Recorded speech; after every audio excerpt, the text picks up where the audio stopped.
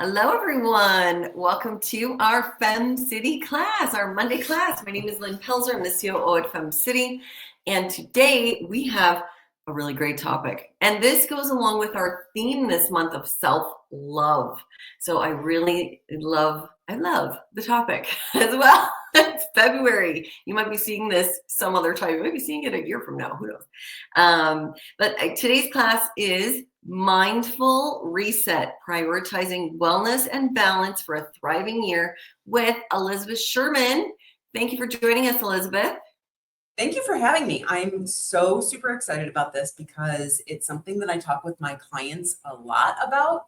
And so, I think we're going to have some fun. I do have a lot of slides because I have a lot to talk about. So let's go ahead and dive in. Just before we do that, though, for those of you who I haven't met before, I am Elizabeth Sherman. I am a life and health coach, which means that I work with mostly women, in midlife to help them with their eating, their exercise, their sleep management, stress management, body image, and managing menopausal, perimenopausal symptoms, all doing that naturally.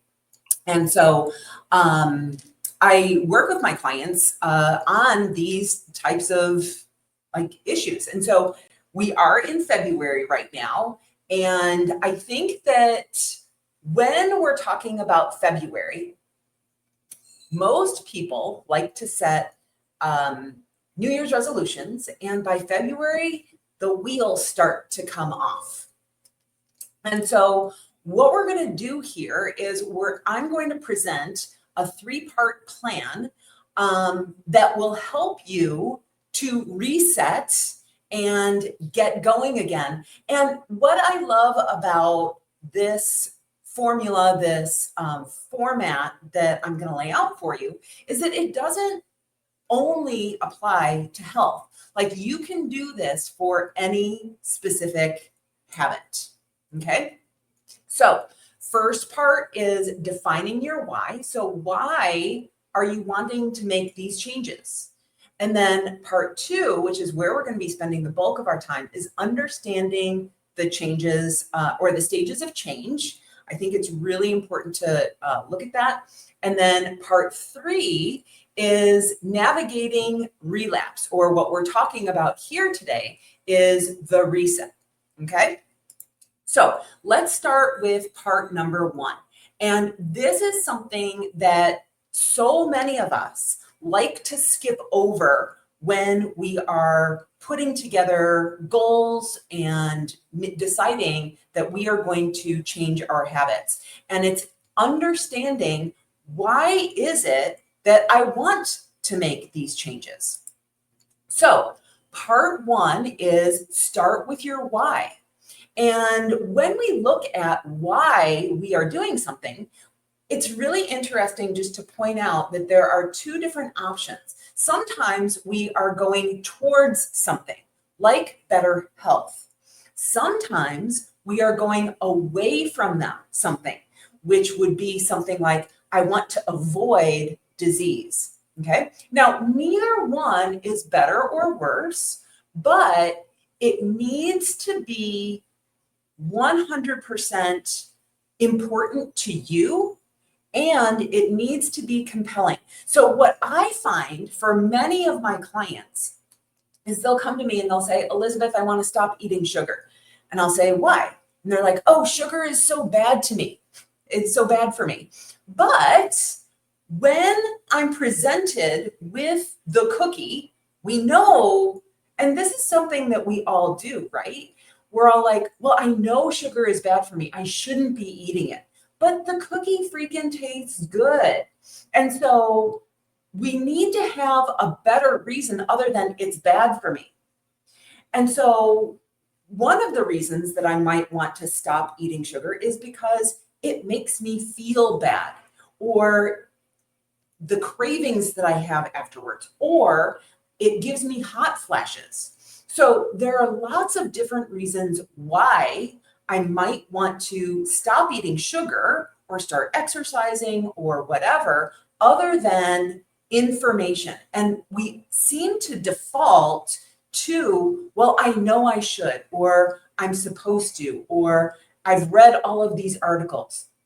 And when we're deciding our why, it really needs to be an emotional discovery. It needs to be because I'm really afraid of, the disease that might happen in my body. Like, that's really compelling. It's a negative compelling, but it is something that is really super, compelling for me. Okay. So it needs to be compelling. So some red flags when you're starting out with your why is because I should, because I'm supposed to, or this is something that I see a lot with my clients, is that we want to start exercising. Like, I really don't want to exercise, but I think that I should, or I want to do it. And so those are just some things that really aren't compelling, or someone wants me to. Okay. Now, one of the questions that we want to ask ourselves is also, why is now a really good opportunity for us to start this habit? So what's different today? What are the circumstances of my life that are going to allow me to make this change right now? How are you a different person? How are the circumstances in your life different? And so, again, going back to a lot of my clients will say, well, I want to lose weight, or I want to be this weight, or I want to, run a marathon, or things like that. And I think that when we do those types of goals, when we exclaim those types of goals, we're basing it on a person that we used to be and the life circumstances that we used to have. And so I think that it's really important to point out how our life is a little bit different right now, so that we can work through those things. Like, my body might not be in the shape or be able to run a marathon at this point. So just something that I want you to think about. Okay, now, part number 2 of this whole presentation is understanding the stages of change. You may have seen this before, and I just want to present it because I think that it's really important when we're talking about change. And so the stages of change model are 5 different stages. And I'm going to go through each one of them. So stage number 1 is called pre-contemplation. When we're in pre-contemplation, changing is not on our radar. So at this point, I just brought up changing or stopping eating sugar or reducing your sugar. That might not even be something that you are interested in. So that means that when we're talking about changing your relationship with sugar, you are in the pre-contemplation stage of that, okay? There may have been a time when you tried to do that, or you did change your relationship with sugar. So then you would have been in a different stage of change. So you might be in stage number 2. Stage number 2 is what's called contemplation. So we had pre-contemplation, and then we're in contemplation. Contemplation is when we start thinking about the change. We start like humming and hawing on it. We might think, this might be something that I could, or that could benefit me, right? Maybe you start to notice that, I had 3 cookies yesterday. I could probably reduce that a little bit. Okay, so when we are in contemplation, we are considering it. So we're thinking about the pros and cons, like, is it worth it? What's the pain going to be if I have to get rid of some sugar out of my diet? Is my house set up for it? What am I going to have to do to figure it all out? Okay. And then step number 3 is called preparation. Now, preparation is where a lot of us spend a lot of time. So I lived in Texas for 18 years, and Texans use the phrase "fixin' to." So when you are in preparation, you are doing planning. You are doing research. You are getting all of your ducks in a row. And one thing that I really want to point out here is that when we are in preparation, it feels like we're doing something. If you're trying to change your diet, this is the phase where you are going through all of the cookbooks and you're finding out which recipes you want to eat. You're maybe writing out lists of things to do. Preparation feels like you are doing something, but you're really not. You're just in the planning phase. And so moving from preparation into action is actually one of the hardest things that we can do. But when we are in action, that's when we are doing the thing. We are taking action. We are cooking the food. Not only are we cooking the food, we are eating what we're cooking. We're sticking to the plan. We're doing the things. Yeah, so Lynn just said, very true. Preparation can feel like getting ready to get ready, right? And it takes up a lot of our time. But again, action is where we are actually doing the thing. And action is where you are actually going to receive your results from. Okay. So yeah, action is where you're going to get your results. Most people get stuck in preparation, not making it into action. Now, stage number 5 is maintenance. So this is when we've been doing the action. We feel like we're in habit. We're doing it. We're getting the hang of it. This is where the holy grail again of habits. It's what we all strive for. I'm doing the thing. Like there's a lot of discomfort when we move from preparation into action. And once we've managed that, I'm not going to say that there's no discomfort in maintenance, but it's a lot less. Okay. So we do it long enough that it becomes our new normal, right? Now, there's a 6th stage. I lied. Sorry. There's a 6th stage. The 6th stage is called relapse. Okay. And now I think that it's really important to point out that in the stages of change, that they have included relapse as part of the stages of change. So it's expected and it's part of the process. It's totally, totally normal.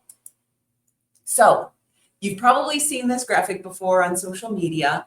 We think that when we start a new habit, whether it's running or walking or eating better or getting better sleep or whatever it is, we think that from where we start to where our goal is going to be a straight line, right? But everyone here is in business. Like we think, like this is directly relatable to business, right? Like we think that, oh, I'm just gonna open up my business. I'm gonna post on social media once and everyone's gonna come flocking towards me. No, like it is a lot of hard work. There are going to be times when you do that and people come out of the woodwork, but then there are going to be lows too. And the same thing is true when we're talking about our health. There are going to be times when, doing the thing is going to be easy, but there are also going to be lots of times when doing the thing, you don't want to do it, that it feels like you're just frustrated and yelling out into the void, and all of your hard work isn't adding up to what you expect. Okay. So relapse is part of the process, and I like to look at it as a learning opportunity. Oftentimes, when we relapse, It's because we feel overwhelmed, because we don't have an actual plan.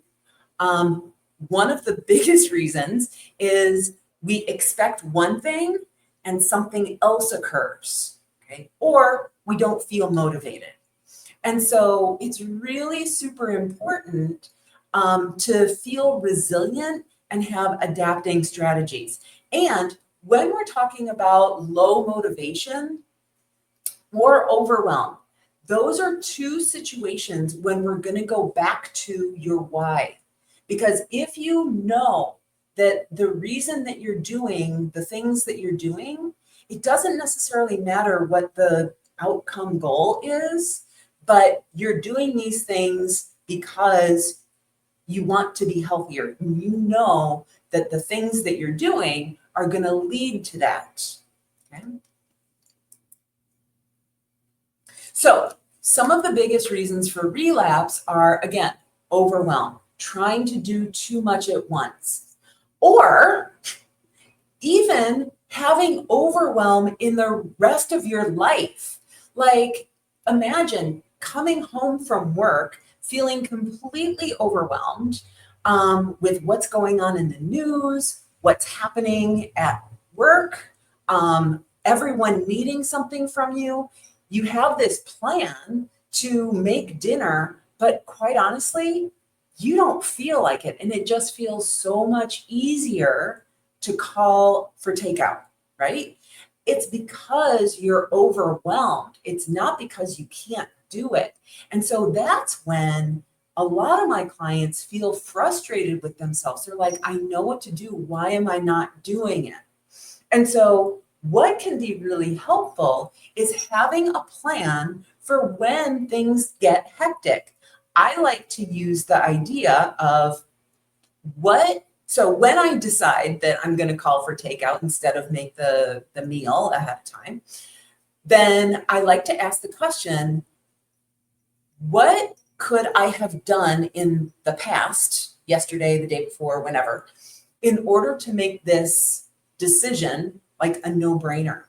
And that's when we start to come up with solutions to our problems. So when we can start to look at what are the things that I could have done to set myself up for success, then what we can look at is what I like to call the evaluation process. So when we evaluate, why didn't things go smoothly?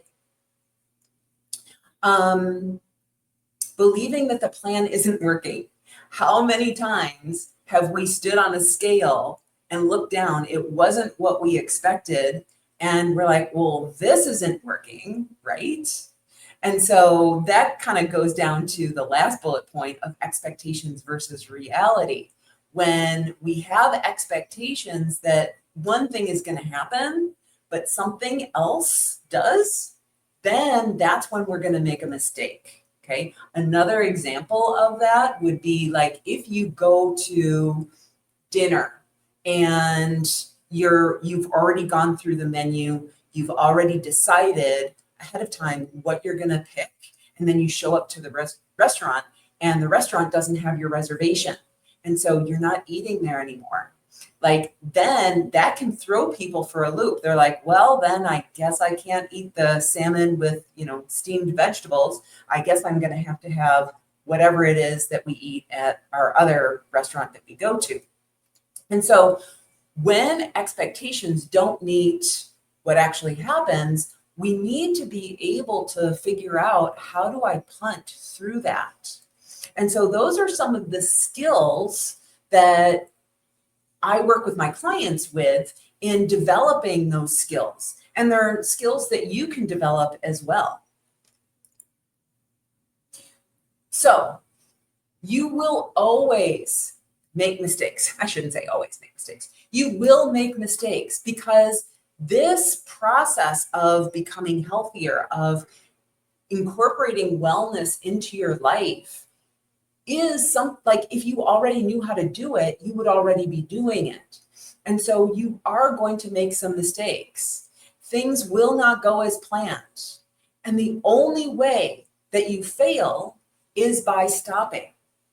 Now, one of my taglines for my business is you can half-ass it. You can get pretty far by half-assing your health. You do not have to be perfect. And you don't have to do it all at once either. We think that we need to be perfect. We think that if I'm going to follow this diet, that I have to follow the diet to the letter. I was just talking to a client about this the other day. We're taking a diet that she really likes, and we're figuring out, how do I take 80% of it and then use the other 20% to do her version of it. Is it perfect? No, but it's going to get her a heck of a lot closer to her goal than if she has to do it perfectly, and she can't because she's going out to dinner and that restaurant doesn't have the foods that are on the diet, right? So when we're talking about relapse, getting back into action is the most important part. Like, relapse could be one meal, or it could be 3 months. When we don't follow the plan, so I like to ask the question to my clients all the time. Like, I'm going out, I'm not planning on having ice cream, but my husband and I are walking down the street, we see ice cream, we eat it. What's the difference between the version of me who is successful in her goals and eats ice cream versus the person that I am when I'm trying to change my habits and I eat ice cream and I see it as a failure? Many of us are going to take that ice cream and be like, oh, like I really screwed up.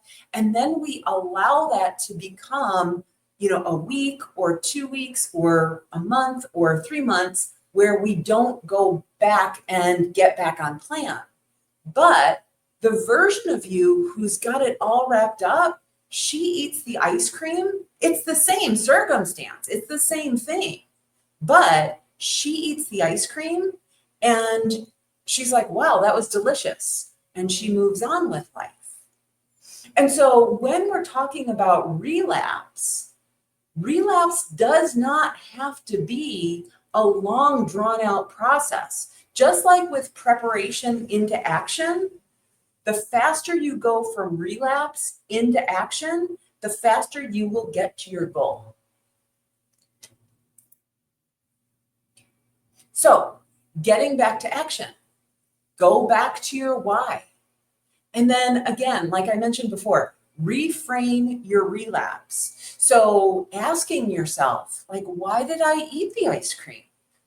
And what was I trying to get out of it? Was I in the overwhelmed stage? Was I just trying to connect with my partner?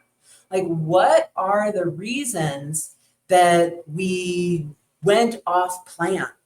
And then what can I learn from that opportunity? All right, I'm done. What questions do y'all have? I'm popping back in here, Elizabeth, to see if we have any questions. If anyone does have a question or a comment, please leave it for Elizabeth. And while we're waiting for a few of those, I'm going to shoot a couple at you, Elizabeth. Thank you for that. Thank you for going through that. I was going through something myself that I've been working through right now. And it's a very, I'm going to say a small thing, but it's a big thing. Sure.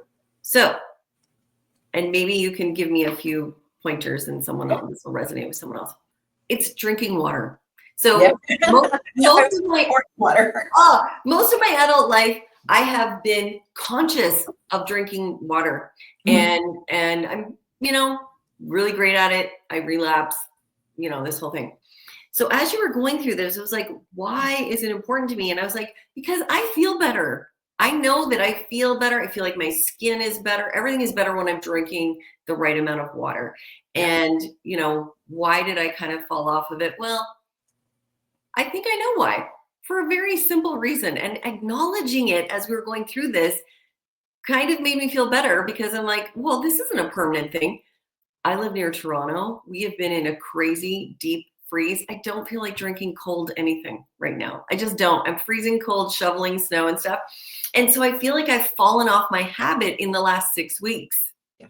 And now I'm not in wintertime, just so you know. Right. And now I'm not looking for water anymore. I'm out of the habit in such a short amount of time. I'm already out of the habit. I'm trying to force myself. So I was going through this, understanding the change. I have been thinking about it, and what am I going to do to prepare? Well, I'm going to just pour that big mug of water that I sometimes carry around with you, all this kind of stuff, and thinking about the relapse. But also, I want to just give you a really good compliment about breaking it down into small pieces so it's not so big. Like that it's realistic to say if you're just, doing part of it, it's still getting you somewhere. And acknowledging that, maybe 3 months from now, once I've gotten my water back on track, maybe there's the next thing I want to jump into in my health that I'm going to take on. So I don't know if you have any comments or thoughts about that. Just the water, but it could be something else. Yeah. No, 100%. Everything that you've said, I agree with. And one of the things that I was talking to a client on Friday actually about this is recognizing that there might be seasons where habits come easier and habits need more attention.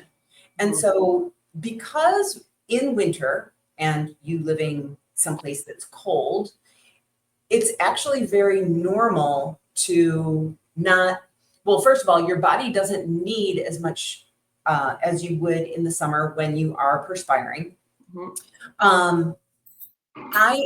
And we're just talking about water right now. So I'm going to give you some specific water help. But hopefully we'll be able to map these to other tools too, or other habits as well. So one is, as far as water goes, I like to make sure that your urine is just pale yellow by the end of the day. That's how you know that you're drinking enough water for your body. And it doesn't always have to be straight water. Like water is best, but flat water is best. But, there is a continuum. And so tea might be something that's warm that has a high water content as well. So just some things for you to think about. Yeah. Other thing is when we're talking about habits and water, I really like the idea of habit stacking.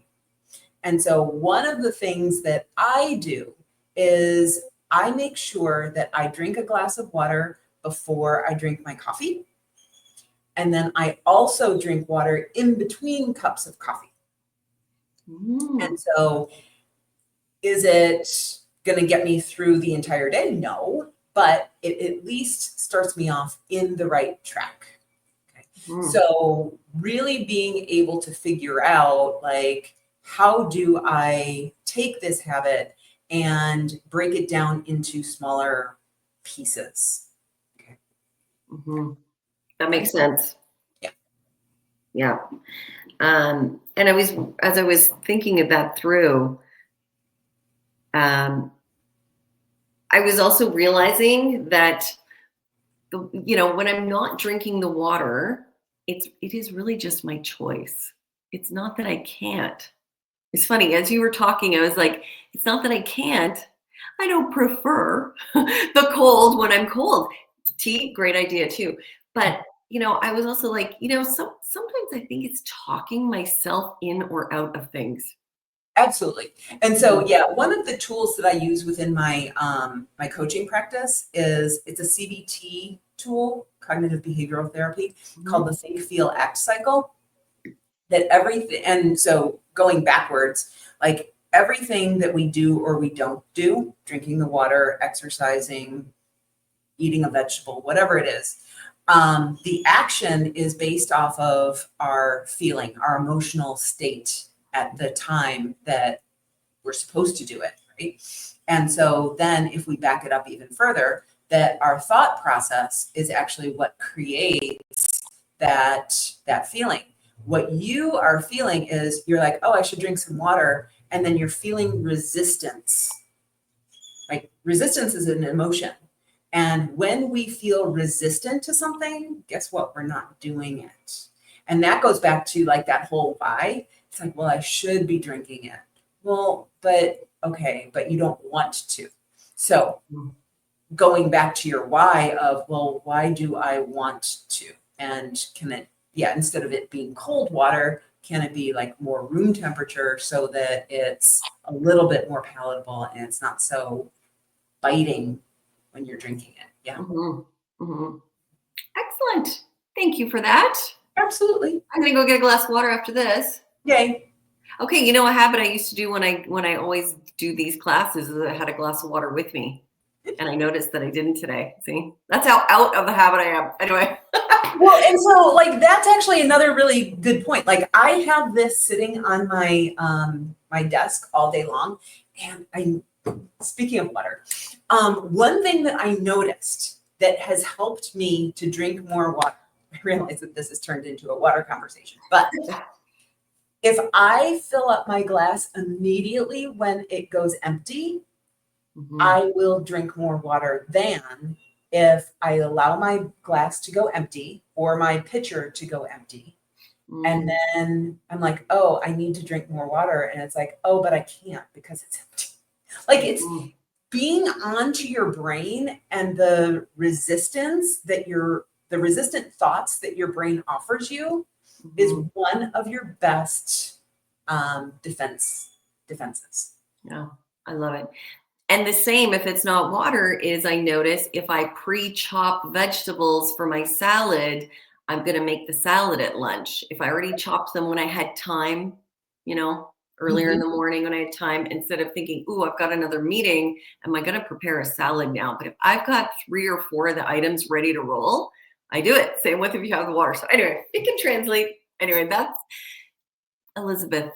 I don't see any other questions there, but where can people find you if they want to learn more about what you're doing or connect with you? Yeah. So you can find me at elizabethsherman.com. That's my website. And I love hanging out on Instagram at elizabeth.sherman.coach. I also have a Facebook page, but I feel like Facebook is frustrating these days. The reach just isn't there. So everything that I post on Instagram goes over to Facebook. So you can just choose one. Okay. So find you on your website or on Instagram is best. Oh, and I also have a podcast. I forgot about that. It's called Total Health in Midlife. Sorry, what is it called? Can you repeat? Total Health in Midlife. And I have at this point, I have over 210 episodes on health and midlife, everything that I'm talking about right now. And yeah. Excellent. Thank you. That's a great resource for everyone. All right, everyone. Thanks for joining us. Thank you so much, Elizabeth. And if you want to see more of our classes and you're seeing this either live or in replay somewhere, you can go to FemCity.com and look in our library and see all of our previous classes as well. Thanks, everyone. Thanks, Lynn. Bye.